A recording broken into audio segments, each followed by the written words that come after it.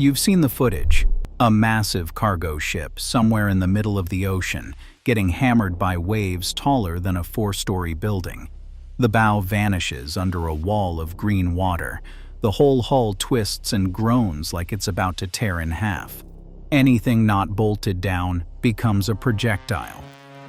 This is a Force 12 storm, the very top of the scale sailors use to measure wind at sea. Winds over 73 miles per hour, waves cresting past 45 feet. The kind of weather that makes the evening news when it hits land. And somewhere below deck, in a narrow steel cabin, a man is fast asleep.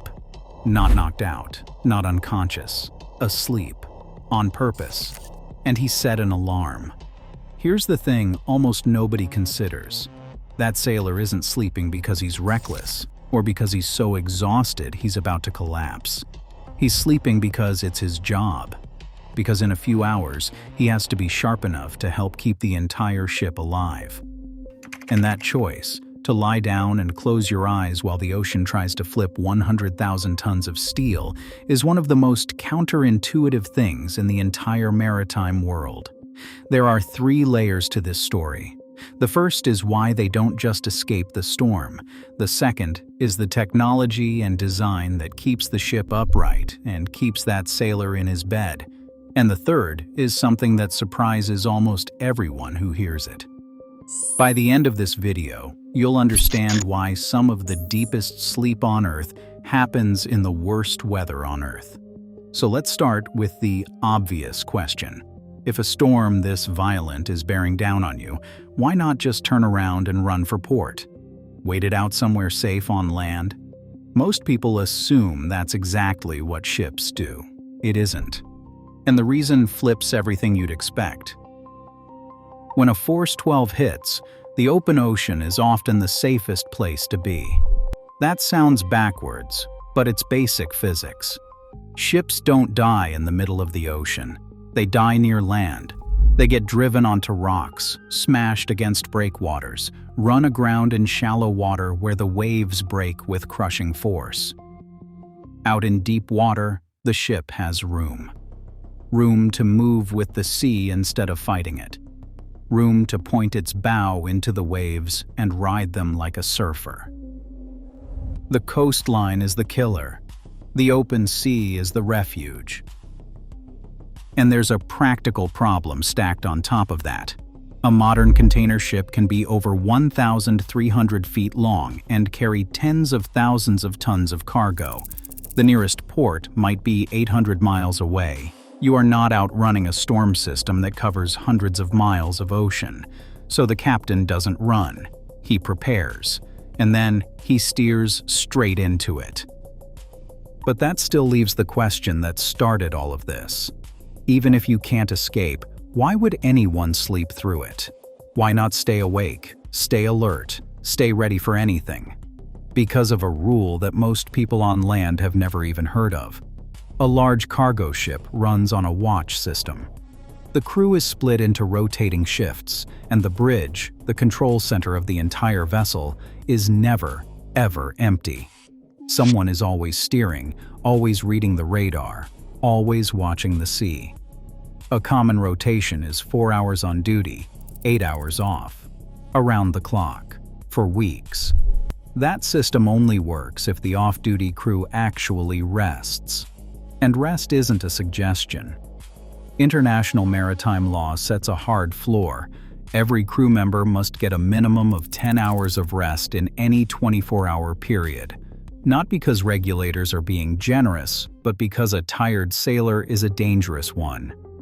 Some of the worst maritime disasters in history trace back to a single factor: fatigue.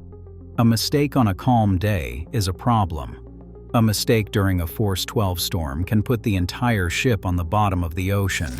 So when the storm hits and half the crew is up on the bridge fighting it, the other half has a job too.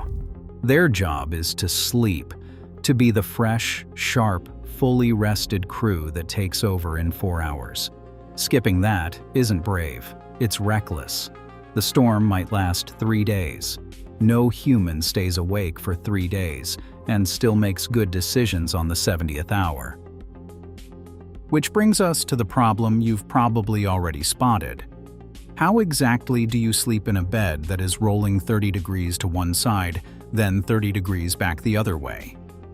The answer starts with something almost laughably simple. A strip of canvas. It is called a lee cloth, a sheet of heavy fabric rigged along the open edge of the bunk. When the weather turns, the sailor ties it up, and it becomes a soft wall. Roll the ship as hard as you want. The lee cloth holds him in his bed like a seatbelt made of fabric. Without it, he would be thrown onto the floor on the first big wave. With it, he is cradled. The bunks themselves are built into the structure of the ship, lined up with its length, so the worst of the motion presses you down into the mattress instead of flinging you sideways. Cabinets latch, drawers lock. Every object in that cabin has a place and a strap. Long before the storm arrives, the crew does something called securing for sea, a phrase that means everything that can move has been tied down, including the people. But the lee cloth only explains how the sailor stays in bed. The real question is why the bed itself, and the entire ship around it, does not simply capsize. And that comes down to engineering most people never think about. A ship is a self-righting machine.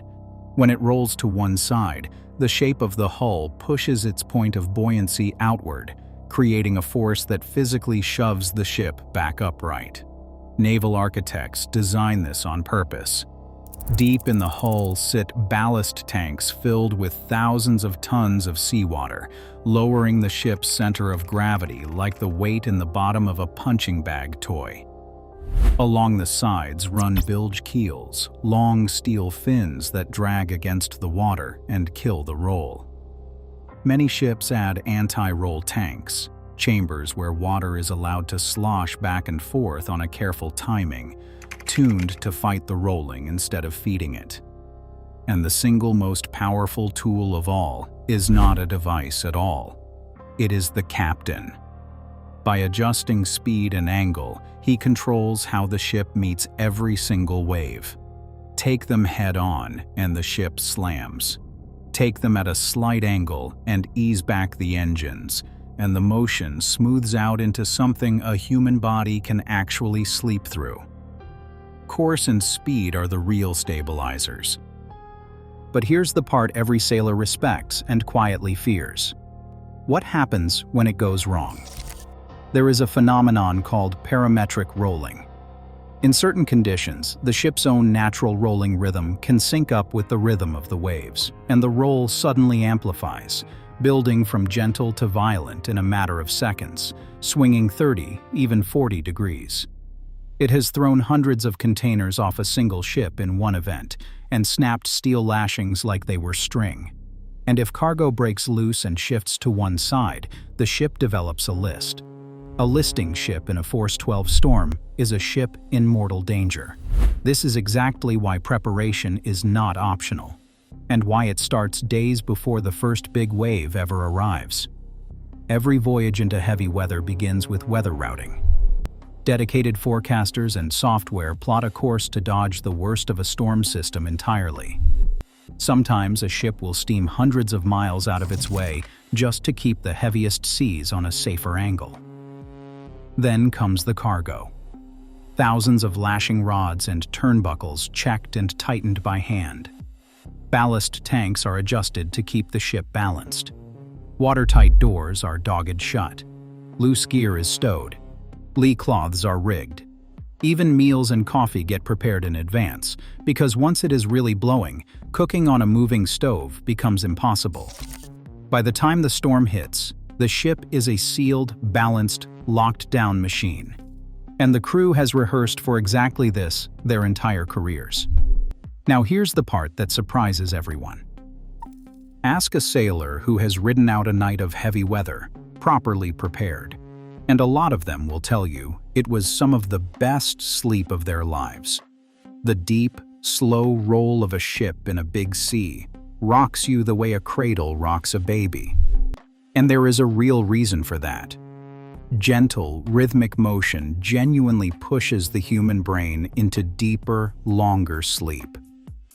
Add the white noise rumble of the engine and the wind, the total absence of phones and traffic and city noise, and you get a kind of rest that is almost impossible to find anywhere on land. In fact, a lot of career sailors say the opposite is the real problem. When they finally come ashore after months at sea, the bed doesn't move, and suddenly they can't sleep at all. They lie there missing the motion, waiting for a roll that never comes. The ocean had been rocking them to sleep for so long that stillness started to feel wrong. So the next time you see footage of a giant ship buried in a Force 12 storm, waves exploding clean over the deck, remember what's happening down below.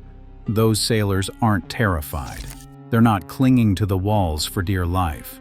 Half of them are up on the bridge doing their jobs, calm and trained.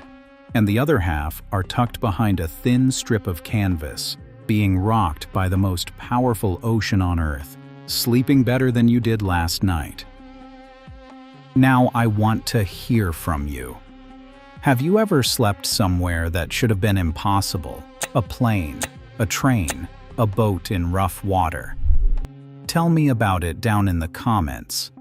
And if you've actually been to sea in a real storm, drop that story below, because I want to read it. If you learned something today, hit that like button, subscribe for more, and I'll see you on the next one.